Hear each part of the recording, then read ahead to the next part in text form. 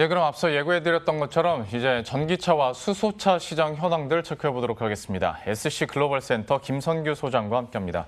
어서 오십시오. 안녕하세요. 예, 오늘은 특히 어떤 충전 인프라와 관련해서 좀 더 얘기를 구체적으로 해볼까 하는데요. 현재 국내 그 전기차나 수소차 충전 인프라 현황은 어느 정도입니까? 일단 그 2020년 7월, 그러니까 작년 7월이죠. 그때 기준으로 해가지고 현재 전국에 한 3,171개소가 지금 충전소는 있고, 네. 그다음 거기에 한 8,000여 대 정도의 충전기가 일단 있는 걸로 나와 있어요. 이거는 이제 공식적으로 이제 나와 있는 거기 때문에 이걸 네. 잠깐 보시게 되면은 충전기 종류별로 봤을 때 급속으로 보면 2,944개, 그다음에 완속이 5,080개가 지금 성취가 돼 있고요. 이건 이제 작년 7월까지인데, 근데 이후에 지금 굉장히 그 증설이 됐으니까 실제로는 훨씬 더 많이 늘어나고, 그다음에 지금 또 이제 민간업자들이 이런 이제 사업을 또 들어간 부분이 있지 않습니까? 예. 그런 걸로 봤을 때는 실제로는 거의 한 이거의 한 2배 반에서 3배 정도 이제는 좀 어느 정도 확장이 됐다고 봐야 되는 거죠.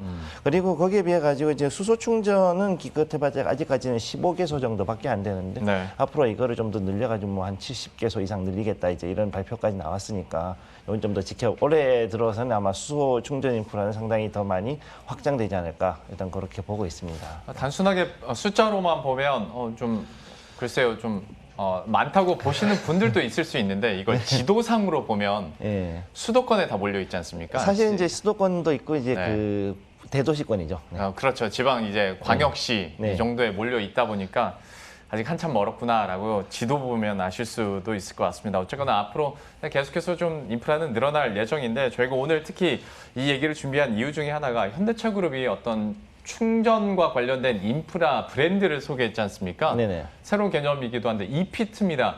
이게 어떤 건지도 좀 설명을 해주시고 그러면 현대차 그룹이 앞으로의 방향성을 우리가 어떻게 해석할 수 있는 것인지 이것도 한번 설명해 주시죠. 예, 일단은 그 제가 볼 때 3월 20일 주총 때 이제 그 우리 정몽구 회장님이 완전히 은퇴하셨잖아요. 이제 그러고 나가지고 이제 정의성 회장이 이제 취임을 제대로 해가지고 이제 지금부터 나가는 게 내연기관이 아니라 그 이런 전기차라든가 이런 수소차 같은 신재생 에너지를 기반으로 하는 이런 자동차 쪽으로 해서 나가기 위해 가지고 완전히 이제 그 정착을 했다라고 저희들 봐야 되는 거죠. 네. 그러면 여기에 맞춰가지고 하려고 그러면은 이제 플랫폼은 EGMP가 나왔는데 그럼 여기에 맞춰가지고서 그러면은 충전하는 그 브랜드라기보다 어떤 하나의 인프라스트럭처를 만들기 위해서는 충전소도 역시 어떤 규격을 맞춰가지고 가야 되는 건데 네. 그러면은 이런 EGMP가 할 수 있는 가장 큰 강점이 뭐냐면 이제 800볼트로 해가지고 갈 수 있는 초고속 그 급속 충전이 가능한 거지 않습니까? 네. 그렇다 보니 여기에 맞춰가지고 이제 이런 브랜드로 해가지고 들어가는 이 핏이란 걸 만들었는데 이 핏이 뭐냐면 사실 이제 그 F1 레이싱 하면은 이제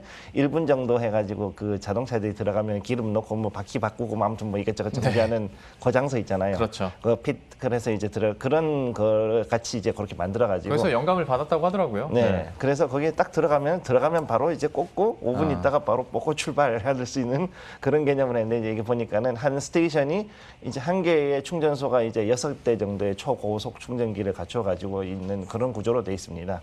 그래서 한 번에 이제 6대가 한 번에 들어가 가지고 동시 충전하고 나갈 수 있는 구조인데 그러면은 요거를 이제 그 올해까지 해 가지고 일단은 그 고속도로 12개 정도의 휴게소에다가 일단은 요거 12개소에 이제 하나씩 박으면 이제 72개가 되겠죠.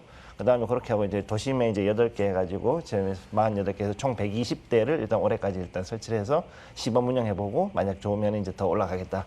이제 이렇게 가는 거죠. 예. 예. 그 방향성들에 대해서는 이제 계속 그림이 추가로 더 나올 테니 한번 뉴스들을 계속 따라가 보도록 하겠고 다만 전기차 충전과 관련해서 여전히 풀어야 될 숙제 중에 하나는 스마트폰도 고속 충전이 지원되는 스마트폰이다 하더라도 선이나 어댑터가 고속 충전 지원을 안 해주면 결과적으로 일반 충전이 되는 거지 않습니까? 그렇죠. 전기차도 마찬가지로 이제 여기는 그러니까 자동차 별로도 다르고 충전소 별로도 다른 건데 이 문제는 좀 어떻게 해결할 수 있을까요? 사실 이제 이 부분이 지금 제일 큰 문제라고 볼 수 있거든요. 사실 이제 우리도 가보면은 꼭 옛날에 오핀부터 시작해가지고 뭐 USB-C 타입도 있고 그 다음에 그 애플에서 쓰는 그렇죠. 오핀, 그거 이제 오핀 이건 뭐 별거 다 있지 않습니까? 네. 이것 때문에 없으면 딴 데 가야 되는 이런 일들이 생기는데 지금 현재 충전기 규격은 크게 지금 4개로 갈라져 있습니다. 일반으로 봤을 때 급속 완속으로 해가지고 갈라지고 테슬라가 이제 그 슈퍼 차저하고 데스티네이션 차저 해가지고 이제 급속하고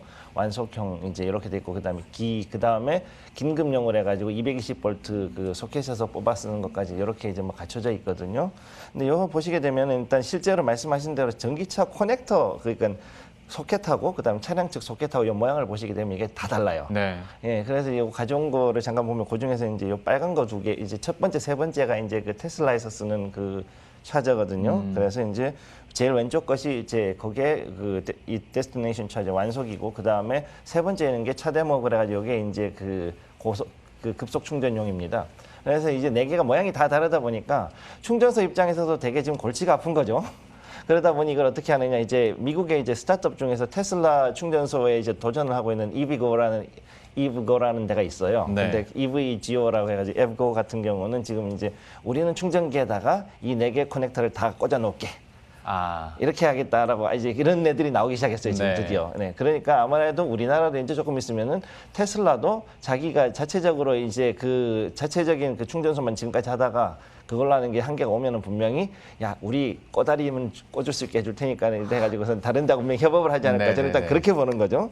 그러다 보니까 이제 앞으로 이제 이런 충전 시스템도 충분히 이제 테슬라뿐만 아니라 다른 완성차 업체들도 여기에 대해 가지고 테슬라하고 어느 정도 협업을 할 수밖에 없는 게 이쪽 기술로는 아무래도 테슬라가 한참 앞서 있다 보니까 여기서 기술 받아가지고 자기들끼리 공유하고 뭐하고 하다 보면 결국 이제 섞여가지고 뭔가 이렇게 답이 나올 거라는 거죠. 예. 그래서 앞으로 이제 또 다른 어떤 제5의 충전 소켓이 나오지 않을까 저는 잠깐 그런 생각도 좀 하고 있어요. 그러니까 지금 그 스마트폰 충전기도 한쪽은 USB 포트에 한쪽은 이제 5핀도 되고 C타입도 되고 하는 선들이 막 나오지 않습니까? 그렇죠. 비슷한 개념으로 생각하시면 될 것 같고 아예 제3의 공용화된 충전 포트도 나올 수 있겠다라는 얘기도 한번 전망을 해봤습니다.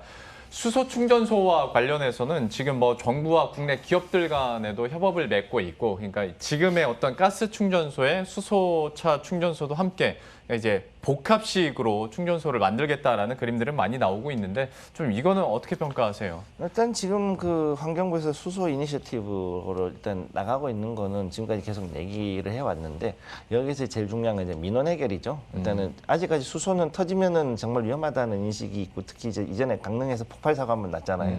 그것 때문에 좀 그 문제가 있어가지고 그런데 이런 민원들에 대해 가지고 해결하기 위해서 수소가 충분히 안전하고 우리가 안전한 기술로 보호하고 있다라는 거를 이제 지속적으로 좀 홍보를 하는 게 우선 첫째 필요하고 두 번째가 뭐냐면은 이제 이건 정말 실질적인 이야기인데 국산화율을 높여야 됩니다.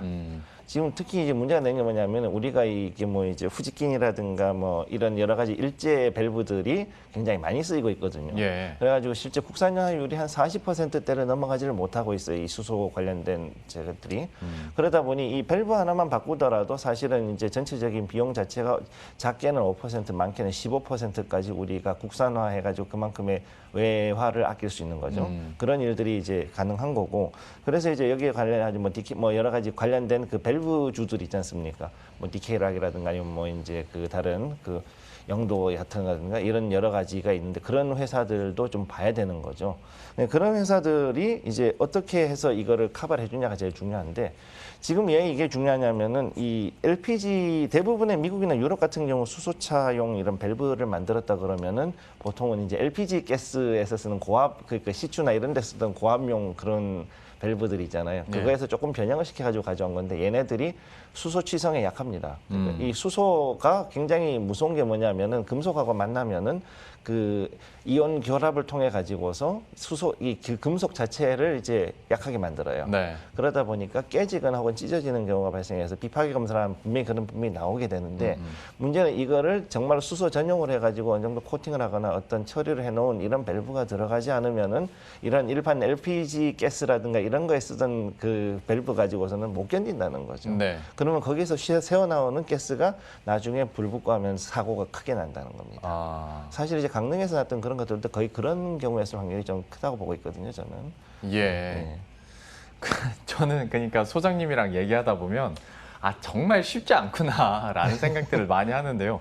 특히 수소 충전소에 대해서는 국산화율에 대한 문제도 짚어주셨고 그리고 그 민원, 그러니까 이미지 개선도 사실 많이 필요한 부분이기 때문에 충전소 인프라가 얼마나 속도를 낼 수 있을지는 앞으로 좀 지켜봐야 될 것 같습니다. 시간 관계상 오늘은 이 정도로 맞춰야 될 것 같습니다. SC 글로벌 센터 김선규 소장과 함께했습니다. 오늘 말씀 고맙습니다. 고맙습니다. 그럼 저희도 여기서 인사드리도록 하겠습니다. 식사 맛있게 하시고요. 저희들은 내일 이 시간에 또 새로운 이슈와 전략 들고 다시 찾아뵙도록 하겠습니다. 시청해주신 여러분 고맙습니다.